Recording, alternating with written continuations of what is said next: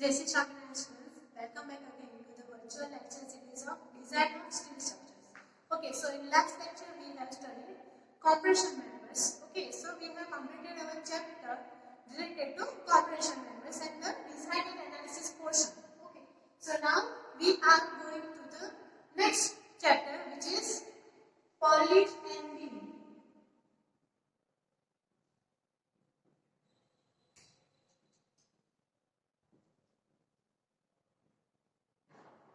Okay, so here पर તમે માટે કદાચ નવો વર્ડ હોય કે પર્લિંગ કોને કહેવાય. ઓકે, સો પર્લિંગ શું છે તો જ્યારે પણ તમે કોઈ રૂફની ડિઝાઇન કરતા હો, રાઈટ, સો રૂફની ડિઝાઇન માટે કઈ કયા કેરેક્ટરિસ્ટિક્સ એમાં ઇન્વોલ્વ થતા હોય તો પર્લિંગ એક એવો પોર્શન છે, ઓકે, જે તમને જ્યારે પણ તમે કોઈ રૂફ ડિઝાઇન કરી રહ્યા છો, બરાબર છે, એની અંદર એક ઇમ્પોર્ટન્ટ પોઝિશન તરીકે વર્ક કરતો હોય છે. એટલે કે તમારે આ જે શેડ છે, બરાબર, એનો એક્ઝેક્ટ સ્લોપ રે એના માટે શું જોઈએ, એના માટે આધાર જોઈએ, બરાબર. જેમ કે આપણે નોર્મલ સ્ટ્રક્ચર્સ હોય એમાં આપણે બીમ પ્રોવાઈડ કરતા હોય, બરાબર, તો અહીંયા આગળ આપણે જે બીમ છે એની જગ્યાએ શું પ્રોવાઈડ કરે છે તો કે purlins. Okay, so here purlins will be provided, બરાબર, કે જેમાં એક આડો સેક્શન હોય છે, બરાબર, અને બીજા ઇન્ક્લાઇન્ડ સેક્શન હોય છે જે એને 90 ડિગ્રી એંગલે મળતા હોય, બરાબર. આ જે એંગલ્સ છે એ કાં તો સી સેક્શન્સ હોઈ શકે, બરાબર, બીકોઝ આપણે શું જોઈએ છે કેવું હશે આ ડાયરેક્શનમાં પણ જતું હશે. સો અહીંયાથી જે આપણી ચેનલ શીખી હશે એ પણ શું થતી હશે, લંબી ચેનલમાં આવી હશે, બરાબર. સો એ કન્ડિશનમાં આપણને આ ડાયરેક્શનમાં બી સપોર્ટ જોઈએ, એના માટે આપણે સી કાં તો એલ ટાઈપના સેક્શન્સનો અહીંયા આગળ યુઝ કરતા હોઈએ છીએ, બરાબર. એ સાથે આ ટાઈપની સી પણ હોય છે, અધરવાઇઝ આ ડાયરેક્શનના સી ને પણ આપણે યુઝ કરતા હોઈએ છીએ, બરાબર. જે પણ આપણે યુઝ કરીએ, બરાબર, એલ હોય તો આપણે કેવું કરીએ છીએ, એલ આમ હોય એ રીતે, આમ હોય એ ટાઈપના એલ ને આપણે પ્રિફર કરતા નથી પર્લિન્સની અંદર, બીકોઝ આ સપોર્ટ જે છે શું આપે છે તો જ્યારે આપણે રૂફ એની પર લાઈ કરશું, બરાબર, તો એક બેઝ તરીકે આપણને પ્રોવાઈડ થશે, બરાબર. જો તમે આ રીતે કરેલું હશે તો ઇઝીલી કોમ્પેક્ટ નહીં થઈ શકે એટલા માટે, બરાબર. તો એના આપણે શું કરેલું છે, એલ શેપના પર્લિન્સને યુઝ કરીએ છીએ, કાં તો સી સેક્શનમાં આપણી ચેનલ્સને યુઝ કરીને પર્લિન્સને ડિઝાઇન કરતા હોય છે. ઓકે, સો હવે જોઈએ આપણે ડિટેલમાં. Okay, how the purlins and the different sections can be utilized in purlin, બરાબર. તો પહેલું આવે છે એમાં section used for purlin. Sections used for purlin. Okay, કયા sections એનો યુઝ થાય છે કીધું એમ તો કે આપણે એ જનરલ સ્પેસિફિકેશનમાં શું બતાવ્યું તો કે પહેલા તો આવે છે કે પર્લિન રૂફિંગ મટીરીયલ અને બેટનને ટેકવે છે, બરાબર. શું કરે છે પર્લિન રૂફિંગ મટીરીયલ, એટલે કે જો તમે કોઈ ફાઈબર શીટ રહેતા હો કે પછી એસ્બેસ્ટોસ શીટ રહેતા હો, બરાબર, એ જે શીટ છે એને ટેકો આપવા માટે આપણે પર્લિન્સનો યુઝ કરતા હોય છે. એ સિવાય કયા એમાં લોડિંગ આવે છે, એક તો છે ફર્સ્ટ વેટ રૂફિંગ, બરાબર, કે એનું જે રૂફ પરનો વેટ આવે છે એ પ્લસ જે આપણું પર્લિન છે, બરાબર, સો એને ખુદનું સેલ્ફ વેટ આવશે. ઓકે, એ સિવાય તમે જુઓ તો વિન્ડ ફોર્સ આવે, બરાબર, લેર લોડ આવે, બરાબર, સ્નો લોડ, વિન્ડ લોડ, બરાબર, એ બધા ટાઈપના લોડિંગ એમાં આવતા હોય છે. તો કયા સેક્શન્સ પર્લિન તરીકે યુઝ થાય છે તો generally L sections, okay, C sections and I sections.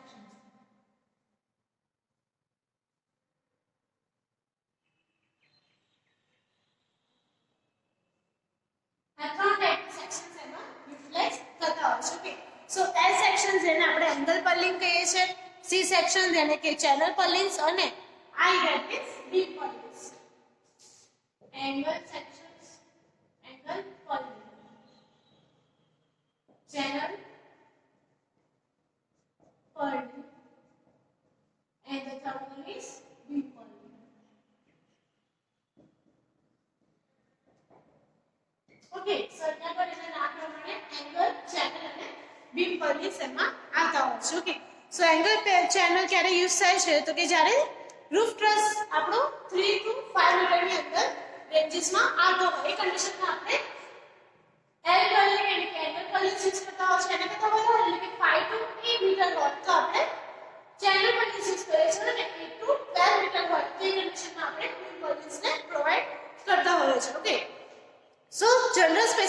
આપણે હવે જોઈએ તો કે લોડ્સ ઓન પર્લિન જે આવે છે કેવી રીતે વર્ક કરતા હોય છે.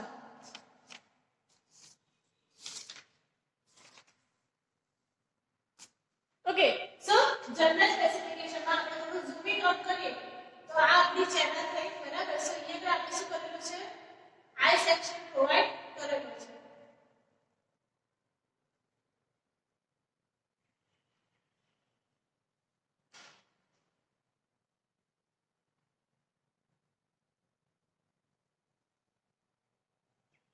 ઓકે આ આઈ સેક્શન છે બરાબર. તો એમાં જે લોડ આવતો હોય કેવો હોય ડાયાગોનલી લોડ આવતો હશે તો એને આપણે શું જોઈએ તો cos અને એના sin જોઈએ બરાબર.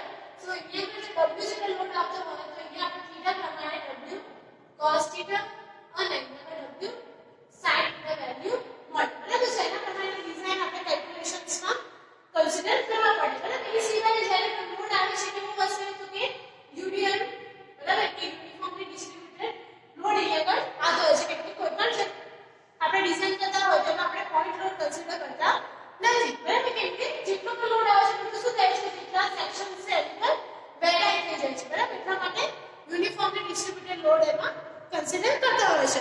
સો now let's take an example on a purlins બરાબર. કે પર્લિન્સ કેવી રીતે ડિઝાઇન થાય છે એનું એક્ઝામ્પલ આપણે કન્સિડર કરીએ.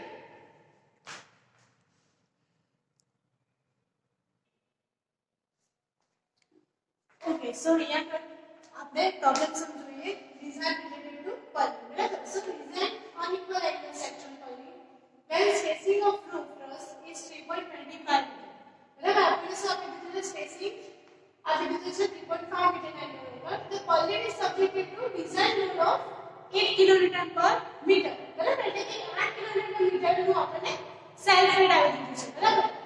અને angle of roof truss which is 26.56 degree અને આપણને Fy 250 newton per mm square આપેલું છે બરાબર. સો એ પ્રમાણે આપણે જોઈએ તો સ્ટેપ્સ કયા કયા આવે છે. તો in first steps we need to write down all the given data બરાબર. સો આપણે ડેટા લખીએ.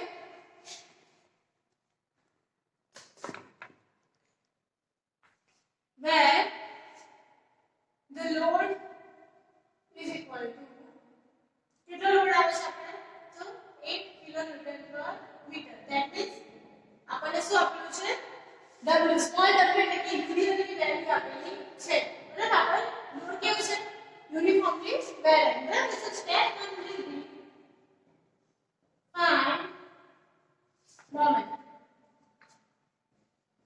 ઓકે સો જ્યારે મોમેન્ટ ફાઇન્ડ કરવાનું હોય તો મોમેન્ટ માટેનું યુડીએલ આરએસટી ઇક્વેશન બને છે. So moment is equal to w l square divided by 10 બરાબર. સો અહીંયા w શું છે આપણો તો કે જે વેલ્યુ આપી છે એટલે કે બરાબર. l આપણે આપી દીધા છે that is 3.25 મીટર એટલે કે 3.25 મીટર નો સ્ક્વેર divided by 10 એટલે આપણને મળશે મોમેન્ટ બરાબર. સો મોમેન્ટ બરાબર આપણને વેલ્યુ મળે છે 8.45 kilonewton into meter. Kilonewton into meter. That means 8450 newton into meter. બરાબર. હજુ કે આપણે એને સિમ્પ્લિફાય કરવું હોય તો 8.45 into 10 raised to 6 newton into mm. બરાબર. સો અહીંયા આપણને ડાયરેક્ટ ક્વોન્ટિટી શેમાં મળી ગઈ mm ની અંદર બરાબર. સો હવે નેક્સ્ટ સ્ટેપ આપણું છે સેક્શનલ મોડ્યુલસ ફાઇન્ડ કરવાનું. ઓકે સો સેક્શનલ મોડ્યુલસ કે પ્રમાણે તો કે mu is equal to sorry the value of z e y એટલે કે asymptotically to the y axis બરાબર. સો એના માટે ઇક્વેશન છે mu upon f y બરાબર. સો અહીંયા mu ની વેલ્યુ આપણે ફાઇન્ડ કરી that means 8.45 into 10 raised to 6. Fy આપણને આપી દીધા છે which is 250 બરાબર. સો એના પરથી આપણને સેક્શનલ મોડ્યુલસ મળશે which is 33.800 mm cube. 33.800 mm cube જેટલું બરાબર. સો આપણું વેલ્યુ z e y બરાબર. હવે આપણને જોઈએ છે ડિફરન્ટ સેક્શનની સાઈઝ બરાબર. તો પહેલા લઈએ આપણે depth of the purlin, બરાબર. So minimum depth of the purlin કેવી મળશે? Minimum depth of purlin D is equal to L divided by 45, બરાબર. તો કે મિનિમમ depth આપણે કેવી મળી શકે? જે ટોટલ લાઈન છે એના ડિવાઇડ આપણે શું કરીશું? 45. that means જે લેન્થ આપણી કેટલી છે? 3.25 into 10 raised to 3 divided by 45, જે આપણને મળે છે સમથિંગ લાઈક 72.22. 72.22. Similarly, આપણને width of purlin of the purlin D is equal to શું થશે? L divided by 60. Okay, depth કરતા width કેવી હશે? ઓછી, બરાબર. સો એના માટે depth વધારે લીધી એટલે કે L by 45 કર્યું અને width આપણે શું કર્યું? L by 60. that means 3.25 into 10 raised to 3 divided by 60, બરાબર. so something 52.16 mm મળે છે. 54.16 mm જેટલી વેલ્યુ મળી. એટલે કે આપણી પાસે કયા કયા ક્રાઇટેરિયા આવ્યા? એક તો z ની વેલ્યુ આવી, b ની વેલ્યુ આવી ગઈ અને width ટોટલ width આપણે કેટલી લઈશું એની વેલ્યુ આવી ગઈ, બરાબર. સો હવે નેક્સ્ટ સ્ટેપ આપણે જોઈએ required IZZ. ઓકે, હવે આપણે જોઈએ છે આ તો આપણું step 2, step 3 IZZ required. Okay, so IZZ કેવી રીતે મળે?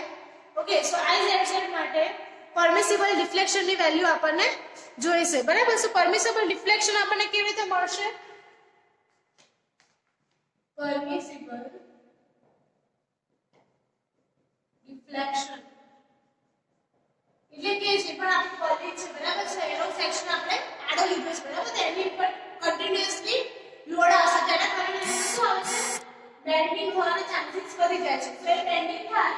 ઓકે, સો પરમિસિબલ કેટલું બેન્ડિંગ એનામાં થતું હશે એટલે કે ડેલ્ટા આપણને કેટલું મળે છે પરમિસિબલ, એ વેલ્યુ આપણે ફાઇન્ડ કરવાની છે, જેને આપણે કહીએ છીએ પરમિસિબલ ડિફ્લેક્શન, બરાબર.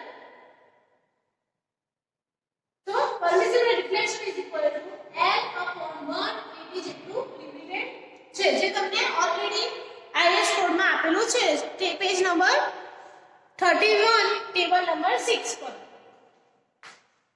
IS 800 page 31 table 6.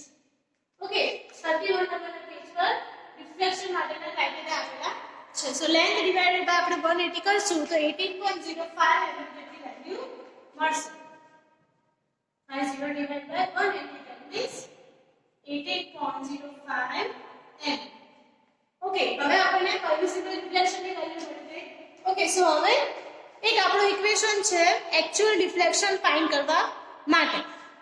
ઓકે, જેના બદલે આપણને IZZ ની વેલ્યુ મળશે. So actual deflection is equal to 5 divided by 384 multiplied by mu upon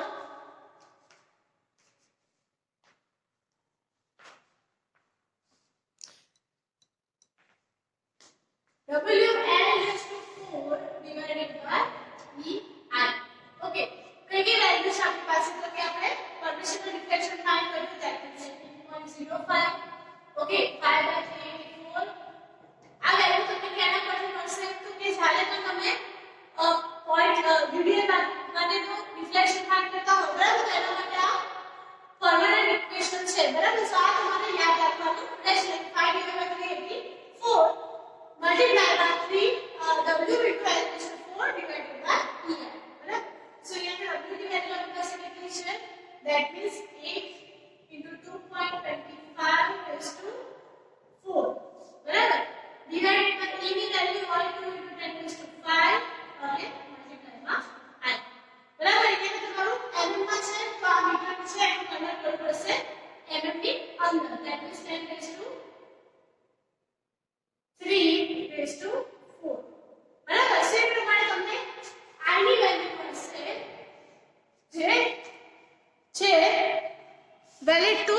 3.219 mm raised to 4. Okay આ છે આપણું I ની વેલ્યુ જે આપણને 3.219 into 10 raised to 6 જેટલી મળે છે એટલે કે આપણે મલ્ટીપ્લાય માં 10 raised to 6 આવશે. Okay so I is equal to 3.219 into 10 raised to 6 mm raised to 4 મળે. ઓકે સો હવે નેક્સ્ટ આપણે શું જોઈએ છે તો કે આ ટ્રીમાં જેટલી વેલ્યુ મળી છે એના પ્રમાણે સ્ટીલ ટેબલ પર ચેક કરવાનું કે કયા ક્રાઇટેરિયામાં આ જે વેલ્યુ છે શું થાય છે સુટેબલ થતી હોય છે. Okay so select unequal angle section કેમ કે આપણે અહીંયા કયો એંગલ સેક્શન કીધો છે unequal angle section that means L ની વાત કરીશું બરાબર. સો L માટે અનઇક્વલ સેક્શન ધેટ મીન્સ આ લેન્થ અને આ વિડ્થ બંને કેવી હશે અનઇક્વલ હશે બરાબર છે. એટલે માટે અનઇક્વલ એંગલ સેક્શન ફાઇન્ડ કરવા માટે step number 4 select unequal angle. Right? So unequal angle શક્ય તો ફાઇન્ડ કરશું તો તમે જ્યારે સ્ટીલ from steel table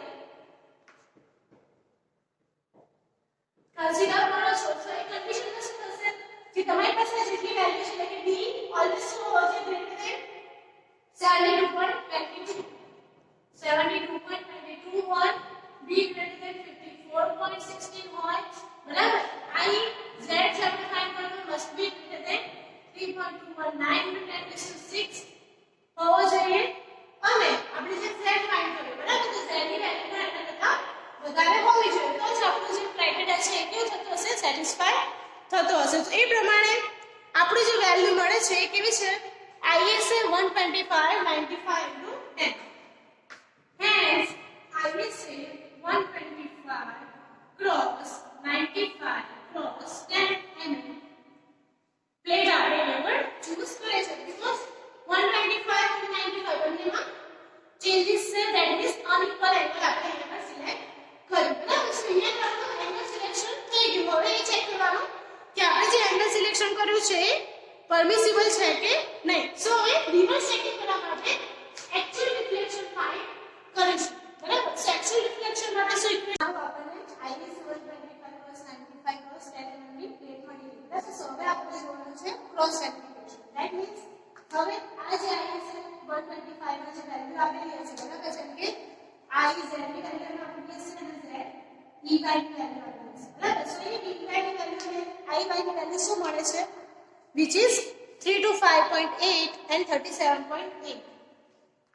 325.8 અને 37.8 mm raised to 4 જેટલી મળે છે અને એનો mm raised to ક્યુબ જેટલી બરાબર.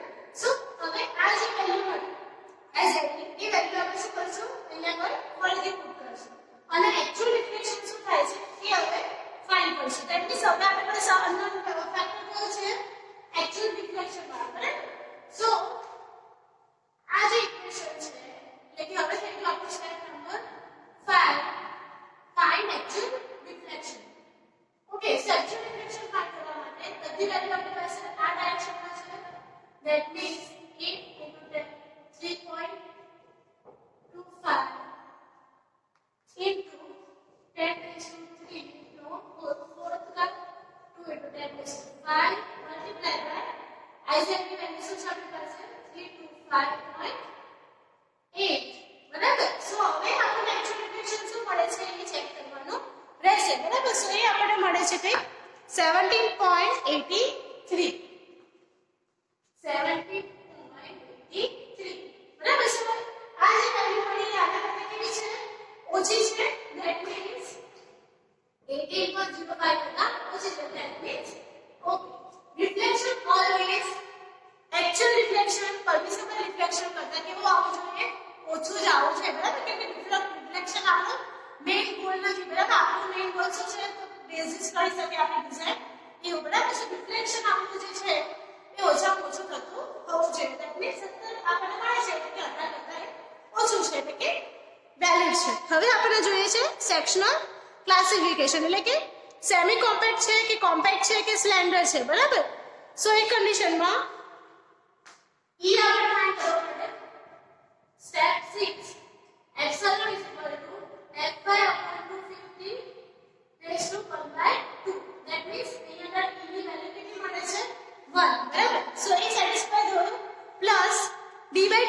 વેલ્યુ આપણને જોઈએ d બાર t ની વેલ્યુ. તો ડેપ્થ આપણને કેટલી મળી અહીંયા? સો ડેપ્થ આપણને મળે છે પરમિસિબલ which is 1